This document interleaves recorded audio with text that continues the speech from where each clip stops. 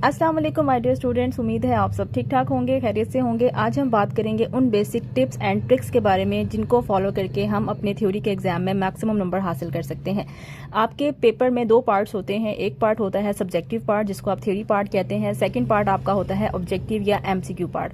Objective या MCQ आपका ऐसा पार्ट है जिसको अटेम्प्ट करने के लिए आपके पास 100% नॉलेज होना जरूरी है, तो ही आप एमसीक्यू में नंबर हासिल कर सकते हैं। बट थ्योरी पार्ट ऐसा पार्ट है जिसमें नॉलेज से ज्यादा आपको बेसिक ट्रिक्स की जरूरत होती है। आपकी पेपर की प्रेजेंटेशन होती है, आप जितना अच्छा पेपर को अटेम्प्ट करते हैं, प्रेजेंट करते हैं, आप उतने ज्यादा नंबर हासिल कर सकते हैं। सो आज के लेक्चर में हम देखेंगे कि वो कौन कौन सी बातें हैं जिनको फॉलो करके हम थ्योरी में मैक्सिमम नंबर हासिल कर सकते हैं। तो हम बेसिकली दो चीज़ों को डिस्कस करेंगे। पहली चीज़ कि हमने एग्जाम की प्रिपरेशन कैसे करनी है, और सेकेंड चीज़ ये कि हमने जब पेपर अटेम्प्ट करना है तो उस दौरान हमने किन किन चीज़ों को फॉलो करना है। सबसे पहले आपके पास जो चीज़ है वो है आपने एग्जाम के लिए अपने आप को कैसे प्रिपेयर करना है। चाहे आप 1 साल में एग्जाम की तैयारी कर रहे हैं, चाहे आप 4 माह में कर रहे हैं, 2 माह में कर रहे हैं, वो आपके अपने ऊपर है। बट आपने उस दौरान किन किन चीज़ों को फॉलो करना है। So that is how to preparation में जो सबसे इंपॉर्टेंट चीज़ होती है वो आपके पास आती है प्लानिंग। विदाउट प्लानिंग प्रिपरेशन आप नहीं कर सकते। अब प्लानिंग में आपके पास क्या क्या चीज़ें आती हैं। प्लानिंग में आपके पास आता है कि सबसे पहले आपको आपके सिलेबस के बारे में पता होना ज़रूरी है। आपको पता हो कि किन किन बुक्स को मिला के आपका पेपर कौन सा बनेगा और किन बुक्स को मिला के आपका पेपर नंबर 2 बनेगा। साथ में आपको पता होना चाहिए कि आपके बायोकेमिस्ट्री के सिलेबस में कौन कौन से सब्जेक्ट शामिल हैं, माइक्रोबायोलॉजी में कौन कौन से टॉपिक्स आते हैं, इसी तरह से फिजियोलॉजी में कौन कौन से टॉपिक्स आते हैं और एनाटॉमी में कौन कौन से टॉपिक्स आते हैं। सेम फार्माकोलॉजी में अगर हैं तो फार्माकोलॉजी में कौन कौन से टॉपिक्स हैं, इसी तरह से सोशल बिहेवियर में कौन कौन से टॉपिक हैं। तो आपको आपका सिलेबस या आपकी बुक के बारे में पहले तो कंप्लीट नॉलेज होना जरूरी है, यानी कि आपने अपनी बुक को एक दफ़ा ज़रूर देखा हो। सो पहली चीज़ आपको must know about your syllabus.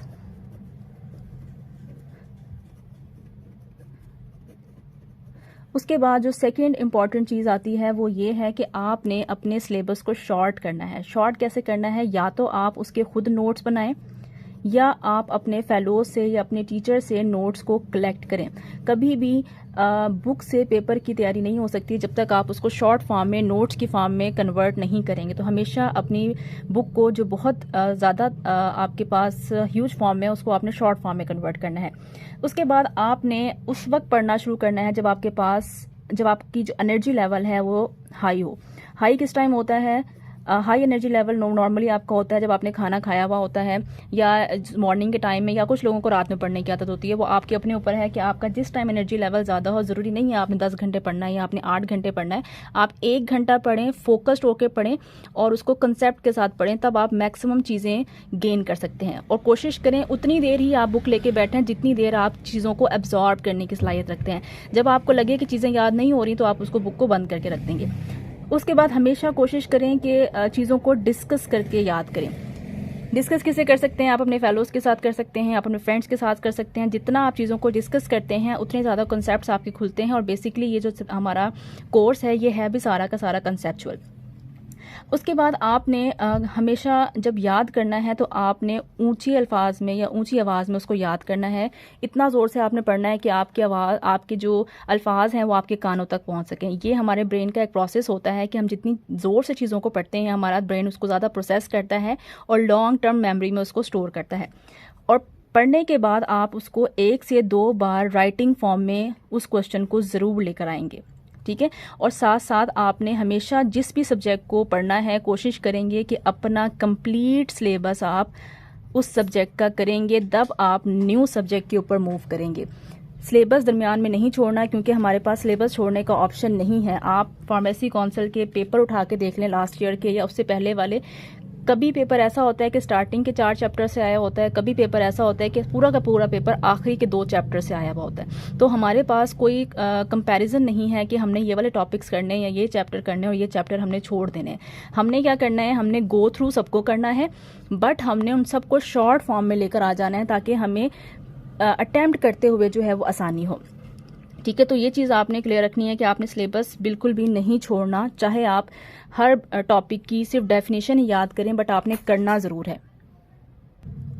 सो ये कुछ पॉइंट्स हैं जो आपने अपनी प्लानिंग के हवाले से याद रखने हैं कि प्लानिंग जब आपने पेपर की करनी है तो ये चीज़ें आपको पता होनी चाहिए। अब हम आ जाते हैं कि मेन चीज़ कि जिस दिन आपने पेपर को अटैम्प्ट करना है उस दिन आपने किन किन चीज़ों को जहन में रखना है। तो अब हम आ जाते हैं how to attempt the paper. अब आप सपोज करें आपका पेपर का डे है और आपने एग्जामिनेशन हॉल में जाना है और आपने अपना पेपर जो है वो अटैम्प्ट करना है। तो सबसे पहली चीज़ जो पेपर अटैम्प्ट करते हुए आपको पता होनी चाहिए कि आपको पता है, जिन लोगों ने पहले एग्जाम दिए हैं उनको आइडिया होगा, लेकिन जिन लोगों ने एग्जाम नहीं दिया उनके लिए मैं आपको बता रही हूँ कि आपके पास आपका ओरिजिनल ID कार्ड और आपकी जो रोल नंबर स्लिप है रेलिवेंट एग्जाम की वो आपके पास होनी चाहिए। अगर आपके 2 पेपर होते हैं तो आपकी पेपर 1 की रोल नंबर स्लिप अलग होती है, पेपर 2 की रोल नंबर स्लिप अलग होती है। जब आप एग्जामिनेशन हॉल में जाते हैं तो एक्सटर्नल जो है या इन्विजिलेटर्स जो हैं वो आपका ओरिजिनल ID कार्ड चेक करते हैं और साथ में आपकी रोल नंबर स्लिप, जिस पेपर जो आपका पेपर है उसकी रोल नंबर स्लिप आपके पास ओरिजिनल होनी चाहिए। ओरिजिनल नहीं भी है तो कहीं कहीं फोटोकॉपी भी चल जाती है, बट कोशिश करें कि ओरिजिनल आप लेकर जाएं और उसकी एक फोटोकॉपी आप अपने घर में भी रखें ताकि जब आपका रिजल्ट आए तो आपको अपना रोल नंबर पता हो और आप अपना ऑनलाइन रिजल्ट चेक कर सकें।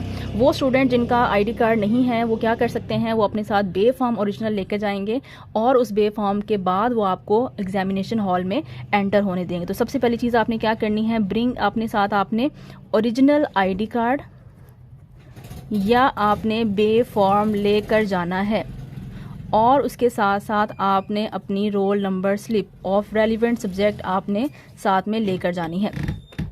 अब जो आपकी ये चीज़ें हो गई, क्योंकि लास्ट टाइम इस तरह के इश्यूज़ हुए हैं कि बच्चों के पास ओरिजिनल ID कार्ड नहीं था या उनके पास बे फॉर्म नहीं था तो इन्विजिलेटर्स ने उनको एग्जामिनेशन हॉल के अंदर नहीं जाने दिया और वो बच्चे पेपर अटैम्प्ट नहीं कर सके। ठीक हो गया। सेकेंड चीज़ जो आपने करनी है, आपने अपने साथ अपनी रेस्ट वॉच ज़रूर रखनी है कि आपके पास एक घड़ी जो है वॉच आपके पास ज़रूर होनी चाहिए अपने हाथ में, क्योंकि जिस जगह पे आपके एग्ज़ाम होते हैं वहाँ पे ज़रूरी नहीं है कि हर कमरे के अंदर घड़ियाँ मौजूद हों और आप प्रॉपर टाइम देख सकें कि कितनी देर में आपने कौन सा क्वेश्चन अटैम्प्ट करना है। ना ही वो इन्विजिलेटर्स आपको इधर उधर पूछने देते हैं। तो दूसरी चीज़ आपने अपनी वॉच साथ में ज़रूर लेकर जानी है। उसके बाद पेपर का आपको आइडिया है कि आपके पेपर के अंदर टोटल 12 सब्जेक्टिव क्वेश्चंस होते हैं। ठीक है, 12 सवाल होते हैं जिसमें जिनको आपने अटैम्प्ट करना होता है और हर सवाल के कितने नंबर होते हैं, 5 नंबर होते हैं। अब आपने क्या करना है, आपने देखना ये है कि आपके पास टोटल 3 घंटे हैं। 3 घंटे में से जो पहले 60 मिनट हैं उसमें तो आपने 60 MCQs अटैम्प्ट करने, तो 1 घंटा आपका निकल गया। बाकी आपके पास बचते हैं 2 घंटे। ठीक है, 2 घंटों में कितने मिनट्स होते हैं, 2 घंटों में 120 मिनट होते हैं। ठीक है, हमारे पास 12 सवाल हैं और हमारे पास 120 मिनट हैं, तो हमारे पास 120 मिनट्स को हम डिवाइड कर देंगे 12 क्वेश्चंस के ऊपर। तो हमारे पास टोटल टाइम कितना आया है, 10 मिनट्स का। एक सवाल हल करने के लिए आपके पास तकरीबन 10 मिनट का टाइम होता है। उस 10 मिनट में आपने अपना जो सवाल है वो आपने 5 नंबर का सवाल आपने अटैम्प्ट करना है। ठीक हो गया। तो सबसे पहले आपने टाइम मैनेजमेंट करनी है। जैसे ही आपके पास पेपर आएगा आपने अपनी अपनी घड़ी को देखना है और अपना क्वेश्चन लिखना अटैम्प्ट करना है। जैसे ही 10 मिनट खत्म होंगे आपने नेक्स्ट क्वेश्चन के ऊपर स्किप कर जाना है। आपने क्वेश्चन सारे अटैम्प्ट करने हैं। ऐसा नहीं करना कि पहले सवाल पे आप 20 मिनट लगा दें, वो आपको बहुत अच्छा आता था, और उसके बाद आपके पास बाकी क्वेश्चंस करने का टाइम ना बचे। ऐसा बहुत दफ़ा बच्चों के साथ हुआ है। बहुत अच्छे अच्छे स्टूडेंट्स ये गलती कर आते हैं कि वो सवाल जो उनको बहुत अच्छे आते हैं वो उनको बहुत टाइम लगा देते हैं, 15 मिनट लगा दिए, 20 मिनट लगा दिए, और वो सवाल जो उनको नहीं आते वो बिल्कुल ही छोड़ आते हैं। तो हमने ऐसा नहीं करना। देखें, आपको जितना मर्जी अच्छा सवाल आता हो उसने 5 में से आपको 4 या 4.5 नंबर देने, इससे ज़्यादा नंबर वो आपको नहीं दे सकता। बट अगर आपने सारे सवाल अटैम्प्ट किए होंगे, बेशक थोड़े थोड़े किए होंगे, तो हर सवाल में से 2-2, 3-3, 4-4 नंबर आपको मिल जाएंगे। तो यहाँ पे आपके पास मैक्सिमम नंबर आते हैं। तो 10 मिनट से ज़्यादा आपने टाइम नहीं देना, चाहे आपको क्वेश्चन आता है, चाहे आपको वो क्वेश्चन जो है वो बहुत अच्छा आता है। 10 मिनट में आप उसको छोड़ देंगे। उसके बाद आप क्या करेंगे कि सबसे पहले सपोज करें आपके पास ये क्वेश्चन पेपर है जो मैंने एक बनाया है, रैंडम सा क्वेश्चन पेपर है। पेपर 1 है जो आपका फिजियोलॉजी, एनाटमी, बायोकेमिस्ट्री और माइक्रोबायोलॉजी का होता है। इसमें आपके पास 3 सवाल फिजियोलॉजी के हैं, 3 एनाटमी के हैं, 3 बायोकेमिस्ट्री के हैं, 3 माइक्रोबायोलॉजी के हैं। बच्चे क्या करते हैं, बच्चे काम करते हैं कि सपोज करें उनको पहले एनाटमी का पार्ट अच्छा आता है या उन्हें बायोकेमिस्ट्री का पार्ट अच्छा आता है। वो क्या करते हैं, क्वेश्चन नंबर 1 यहाँ से उठाते हैं कि right a note on classification of carbohydrates, वो लिख देते हैं। उसके बाद उनको ये 2 सवाल नहीं आते बायोकेमिस्ट्री के, वो क्या करते हैं फिर यहाँ से क्वेश्चन नंबर 2 उठा लेते हैं। एनाटमी का क्वेश्चन नंबर 2 उठा के उसके आगे लिख दिया। उसके बाद उनको लगता है कि मुझे ये वाला क्वेश्चन आता है, तो उन्होंने माइक्रोबायोलॉजी का क्वेश्चन नंबर 3 उठा के लिख दिया। ऐसा कभी भी नहीं करना होता। हमेशा जब भी आपको कोई भी पेपर पार्ट्स में दिया जाता है कि ये फिजियोलॉजी का पार्ट है, तो आपने पहले फिजियोलॉजी का पार्ट अटेम्प्ट करना है। फिजियोलॉजी का पार्ट अटेम्प्ट करने से मुराद है कि सपोज आपको पहले बायोकेमिस्ट्री ज़्यादा अच्छी आती है, आप क्या करेंगे, बायोकेमिस्ट्री पार्ट की हेडिंग देंगे। जब आप बायोकेमिस्ट्री पार्ट की हेडिंग दे देंगे तो उसके बाद आप बायोकेमिस्ट्री के ही तीनों सवाल अटेम्प्ट करेंगे। अब सवाल ये है कि अगर मुझे तीनों सवाल ना आते हो तो मैं क्या करूं, तो आप ऐसा करेंगे, आप हेडिंग दे देंगे और जगह छोड़ देंगे, ठीक है, और अगले सवाल पे मूव कर जाएंगे। ठीक हो गया। अगले सवाल पे जब आप मूव कर जाएंगे तो पिछला सवाल आपको नहीं आता, आपने जगह छोड़ दी। जब at the end of paper आपके पास टाइम बचे, जब आप बाकी पेपर हल कर रहे हो, तो उस सवाल में कुछ भी लिख कर आ जाएं। लेकिन इस तरह ना करें कि बायोकेमिस्ट्री के ऊपर आप लिख कर आएँ और उसके अंदर आपने एनाटॉमी का पार्ट लिखा हो। ये वाली गलती आपने नहीं करनी, ठीक है। अच्छा, सपोज करें पहले आपको बायोकेमिस्ट्री का पार्ट आता है, तो आपने लिखा जी पार्ट बायोकेमिस्ट्री, क्वेश्चन नंबर 2 पहले आता है। अब मैं आपको एक पेपर अटेम्प्ट करके दिखाती हूँ। ये देखें, ये मैंने बायोकेमिस्ट्री का पेपर एक अटेम्प्ट किया है। बायोकेमिस्ट्री में क्वेश्चन नंबर 1 हमारे पास था, कार्बोहाइड्रेट्स को क्लासीफाई करें। मुझे क्वेश्चन नंबर 1 बहुत अच्छा नहीं आता था, मुझे ज़्यादा अच्छा आता था क्वेश्चन नंबर 2 जो कि है difference between DNA and RNA.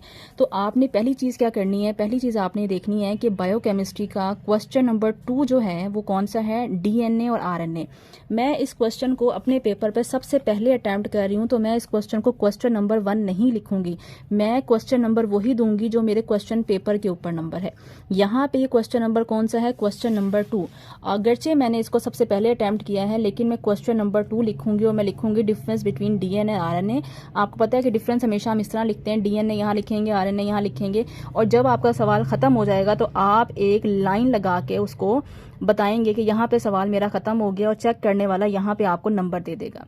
अगर आप ये लाइन नहीं लगाते तो सम टाइम क्या होता है, गलती हमसे ये होती है कि अगर मैं as a checker paper check कर रही हूँ तो मुझे पता नहीं चलता कि क्वेश्चन यहाँ पे खत्म हो गया, और मैं 2 क्वेश्चंस को मिला के एक जगह नंबर दे देती हूँ।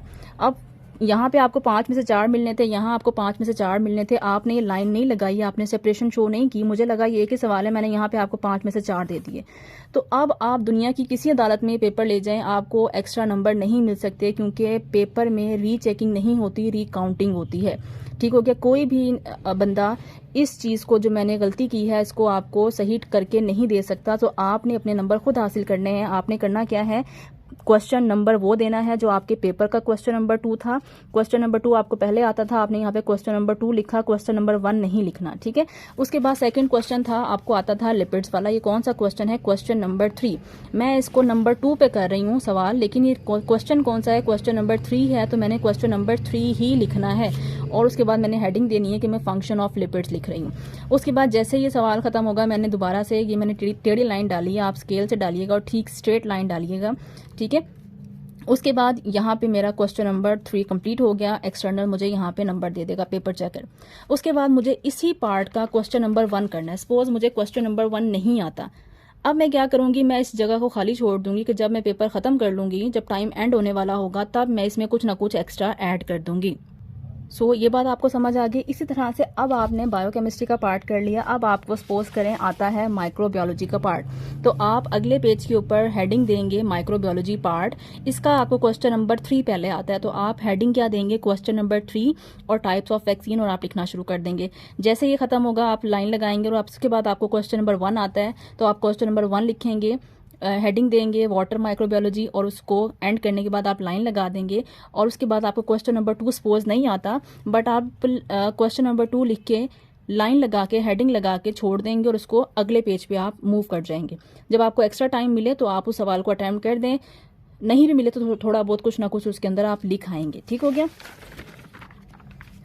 अच्छा जी, अब हमारे पास कौन कौन सी चीज़ें हमने डिस्कस की थी जी। हमने कहा जी आपके पास जो है वो आईडी कार्ड होना चाहिए, आपके पास प्रॉपर वॉच होनी चाहिए, आपके पास टाइम आपने प्रॉपर मैनेज करना है, और आपने नीट लिखना है। नीट लिखने से क्या मुराद होता है, नीट लिखने से मुराद है कि आप कोशिश करें कि आप ब्लू बॉल पॉइंट और ब्लू मार्कर का इस्तेमाल करें। जिस तरह से मैंने प्रॉपर इस तरह से हेडिंग्स दी हैं, आप ऐसा ना करें कि आप हेडिंग के लिए भी बॉल पॉइंट यूज़ करें और लिखने के लिए भी बॉल पॉइंट यूज़ करें। आपने हेडिंग हमेशा मार्कर कर से देनी है, ताकि एक्सटर्नल के ऊपर या पेपर चेक करने वाले के ऊपर एक अच्छा इमेज जाए और वो आपको राइटिंग के या जो टेक्निक्स होती हैं उनके नंबर दे। जितना आप चेक करने वाले को खुश करेंगे, आपका पेपर चेक करते हुए उससे जितनी ज़्यादा आसानी होगी वो आपको उतने नंबर देगा। लेकिन जो पेपर चेक कर रहा होता है ना, उसको पेपर चेक करने के पैसे मिल रहे होते हैं। आप जितना पेपर जितना अच्छा लिखेंगे वो उतना जल्दी चेक करेगा, जितना जल्दी चेक करेगा वो आपको स्मूथ नंबर देता जाएगा। जहाँ पे उसको रुकावट महसूस होगी कि देखें उसका टाइम ज़ाया हो रहा है, उसके पैसे कम हो रहे हैं, इतनी देर में वो कोई और पेपर चेक करके उससे पैसे कमा सकता था। तो ये ह्यूमन नेचर है कि उसको गुस्सा आना शुरू हो जाता है और वो क्या करता है, फिर वो आपके नंबर काटना शुरू कर देता है। तो हमने पेपर चेक करने वाले को नाराज़ नहीं करना, हमने क्या करना है, हमने उसको कहना है कि जी हमने बड़ा खुला पेपर लिखा है, आप बस हमें नंबर दें और चेक करते जाएं। ठीक हो गया। अच्छा जी, आपने नीट लिखना है, बॉल पॉइंट और मार्कर अपने साथ रखने हैं, बगैर बॉल पॉइंट और मार्कर के आपने नहीं लिखना, यानी बॉल पॉइंट से बेहतर है कि आप जेल पॉइंटर यूज़ कर लें। उसके बाद कोशिश करें कि पॉइंट्स की फॉर्म में आप कोई भी सवाल लिखें तो पॉइंट्स बना जैसे मैंने पॉइंट्स बना के लिखे हैं। अगर मैं चाहती मैं इन तमाम चीज़ों को एक पैराग्राफ में बना देती। पैराग्राफ में लिखी हुई चीज़ कभी भी सामने वाले को अपील नहीं करती। हमेशा कोशिश करें पॉइंट्स बनाएं, हेडिंग्स बनाएं और पैराग्राफ को अवॉइड करें। ठीक हो गया। उसके अलावा आपको एक्स्ट्रा शीट्स भी मिलती हैं पेपर में, तो जितनी आप एक्स्ट्रा शीट चाहें आप ले सकते हैं। आप अपने पहले इन्विजिलेटर से पूछ लेंगे कि हमें एक्स्ट्रा शीट मिलेगी। अगर वो कहता है कि जी मिलेगी तो आप खुला खुला लिखें, अगर वो कहता है कि एक्स्ट्रा शीट नहीं मिलेगी तो आप अपनी राइटिंग को थोड़ा शॉर्ट कर देंगे। ठीक हो गया। अच्छा जी, उसके बाद है कि ये सब बातें मैंने आपको बता दी हैं। हमेशा फॉर एग्जांपल एक क्वेश्चन था कि क्लासिफिकेशन ऑफ कार्बोहाइड्रेट। ठीक है, अब कार्बोहाइड्रेट की क्लासिफिकेशन में ओलिगोसेक्राइड्स, मोनोसेक्राइड, डाइसेक्राइड, पॉलीसेक्राइड आते हैं, बट इसमें एग्जांपल्स भी आते हैं। तो आप कोशिश करेंगे कि एग्जांपल्स जिस चीज़ में आती है वहाँ पे आप एग्जांपल्स को ज़रूर ऐड करेंगे। या एक क्वेश्चन है फॉर एग्जाम्पल ये फंक्शंस ऑफ लिपिड्स, आपको नहीं आता कि लिपिड्स के क्या फंक्शन थे, बट आपको ये पता है कि लिपिड्स क्या होते हैं, तो आप पहले लिपिड्स को डिफाइन करके आए कि व्हाट आर लिपिड्स, लिपिड्स को डिफाइन कर आए।